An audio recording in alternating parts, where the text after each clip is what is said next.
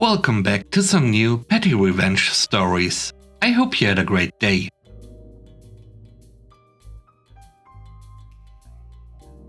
The first story is called Worth It.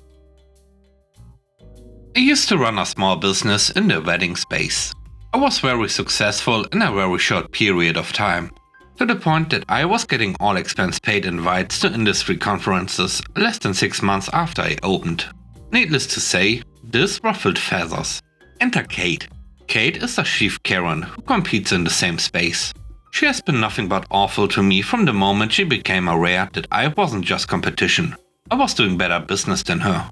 She would complain that I had gotten expenses paid, implied that it was because I was pretty, said that she felt people who had been in the space longer deserved it more, and a vaguely racist statement about how my outfit colors don't look good on dark-skinned people. She also reported my booth for accidentally being less than 3 inches outside our 10x10 slot. She has tried on more than one occasion to have my competing products removed from vendors' halls. Needless to say, I despise this woman. Fast forward a little bit, into 2020. I see major issues on the horizon for my business, so I decided to step out and sell for a pretty penny.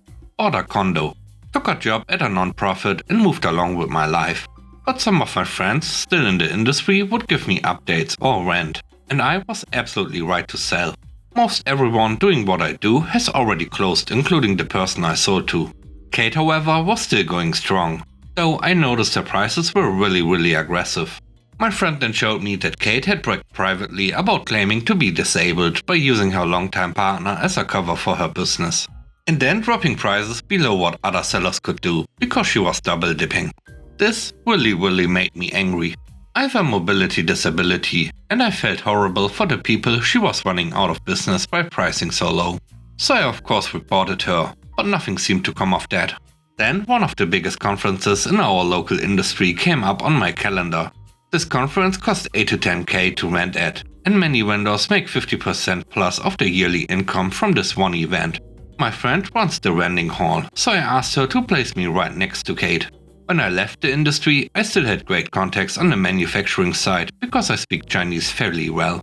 I found the manufacturer for Kate's top-selling items and ordered a sizable inventory to take with me to the conference.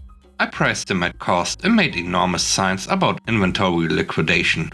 And I created these super aggressive bundle deals that made it nearly impossible for her to do any business being right next to me. I could see her over there fuming, and she did try to come over and complain. But our booth was too busy to even entertain her obnoxious huffing and puffing. She closed her shop last week. I lost about $5,000 doing this, but I got a lot of people deals on packages that they never thought they could afford for their special day. And it was honestly fun to help people out, especially at her expense. The next story is called Revenge on a Bully. In school, I was relentlessly bullied. 2 girls in particular had it out for me. I was shy, loved to read, and didn't do the popular stuff, so I was the perfect victim. They'd literally torture me. When I tried to tell teachers, they made up lies that I did it myself. It didn't help that one of them was the daughter of one of the teachers at the school. Well, I finally got my revenge.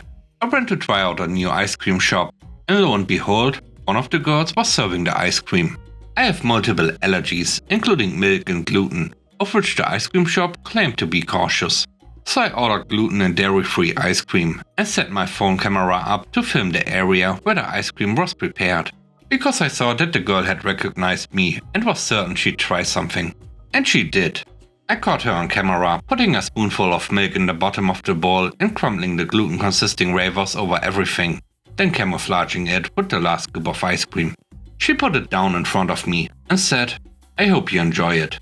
I sweetly smiled at her and asked if she could get the owner of the shop, because I wanted to thank her for being so welcoming to guests with allergies.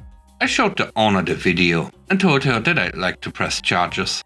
In my country, it is considered a criminal offense to serve someone an allergen when you know the person is allergic. The bully will never work anywhere where she'll come in contact with food again, and she'll have this on her criminal record for years. The last story is called Brew the Coffee. I had a job many years ago at a call center. We had a nice break room. free fridges, a bagel toaster, huge sign with "Do not leave unattended" on it, amazing little fire hazard, bread toasters, and an older coffee maker. Many of the employees were horribly addicted. To coffee. I was, out of the blue, instructed to take over coffee maker duties. Great! Only one huge problem. I don't drink coffee.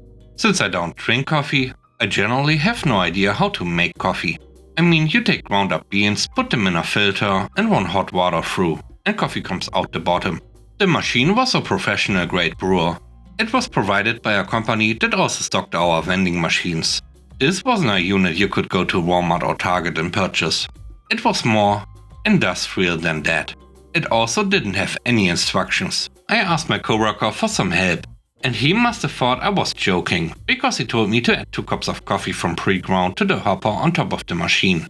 Now, I'm not stupid, but out of spite, I followed his instructions. It was glorious. All of my coffee-addicted coworkers were jittery. Their teeth turned black, and they frequently had coffee grounds in their teeth. There was a distinct burnt coffee smell in the break room. After a few days, my manager asked me what I was doing to the coffee.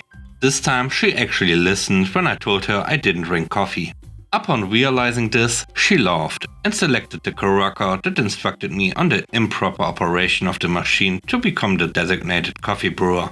Everyone found this funny, many while jittering away in their tiny cubicles. Thanks for watching the video to the end. I hope you enjoyed it. If you did, please don't forget to leave a like, comment and subscribe. And if you have time, watch another one of my videos. And now, I hope you have a great day. Stay safe. Bye bye.